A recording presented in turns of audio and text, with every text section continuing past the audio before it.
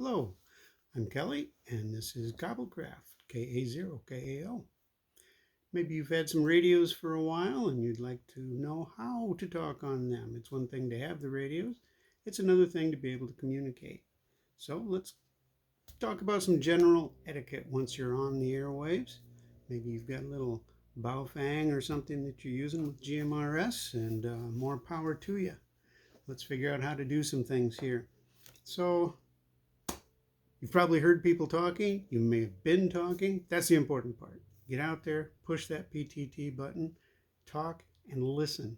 And you'll pretty much pick up on etiquette as you go, but maybe more so on the ham bands because it's a little more, I don't know, people follow the rules a little more differently than on GMRS.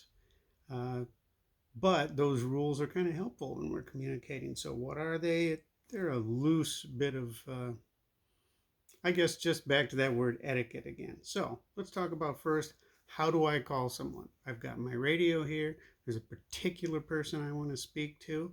So how do I do that? On GMRS, you could just push the PTT and call out their name. It would be that simple. Now, because of the FCC rules, you're supposed to end with your call sign every 15 minutes. So it's not required that you give it at the beginning, but those are good habits to get into. If you want to later become a ham, it'll be helpful to keep those rules.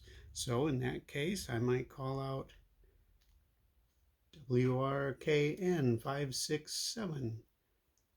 And I have just announced to the world that there's somebody I want to talk to. If I know what's going on here, I would hear that and I would say, okay, that's somebody trying to call 567. I could also follow with my call sign. This is WRJN255. And then they know, okay, this is definitely the attempt at a conversation.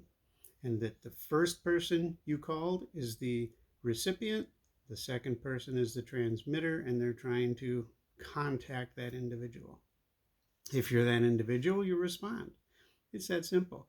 You may just open the conversation, or you may return with your call sign just so that everybody knows they've reached their recipient, and then they hear the conversation going on. It's a simple enough thing. It doesn't have to get technical and complicated.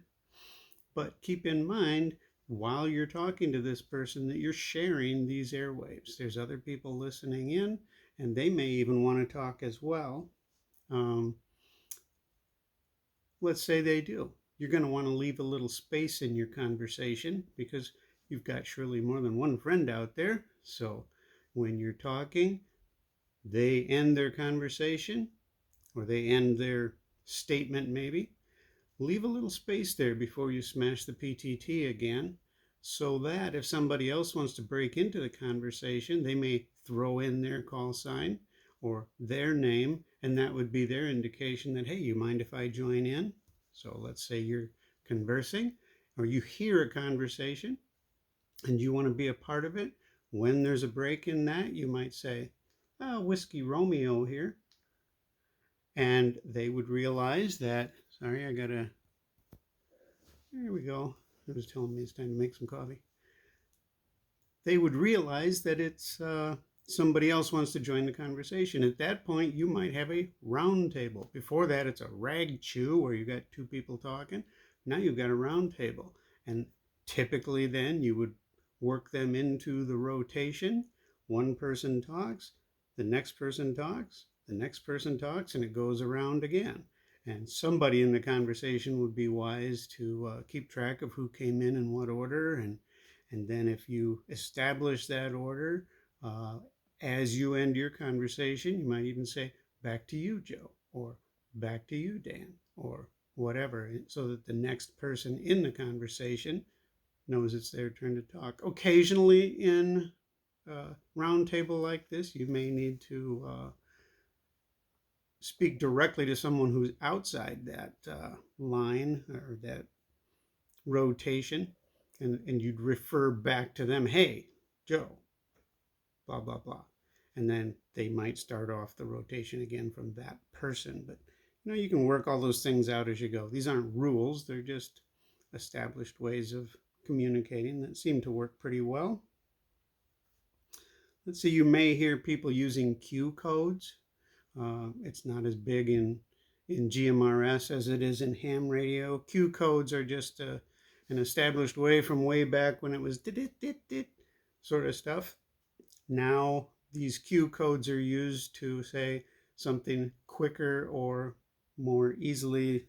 If I say, what's your QTH? They might know, that's what's your location. QSY means let's change frequencies. So I'd say QSY to channel 16. And I know that what we're going to do is move our station to 16 on the GMRS channels.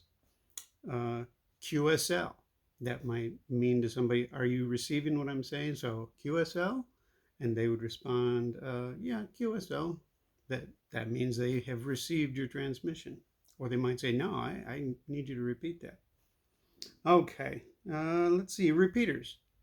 If you have a repeater local to you, and let's just briefly discuss what a repeater is for those that are new in all this. Let's say I have a friend who lives 5 miles away and I have a hard time reaching them, but I can easily transmit 3 miles. Then what we do is we set up a repeater, a special radio station about 2.5 miles away. I can consistently reach it. He or she can consistently reach it. And I call that repeater instead of calling them. And it'll be on a 467 upshift. You can learn more about that easily. So we talk through that repeater. My transmission goes to the repeater, not directly to the person. It recognizes that transmission and sends it directly out into the airwaves. And since it's got a long reach, my friend hears it over there. They respond back and forth. So we're communicating on a repeater. I don't know what my notes say there. Interesting. Repeater conversation can be just like these other conversations, but they also have nets often. So let's talk about that. Let's say somebody decides, like in our ham group, we have a coffee net. Meets every morning at 9:15. Anybody's willing to break in on it. We have a net control operator, and that person will run the net. We also do this on our GMRS channels. And what we do is we meet on Wednesdays at 7 or on Sundays. I guess it's Sundays at 7 and Wednesdays at 8. But we have just a quick roll call of people who generally check in.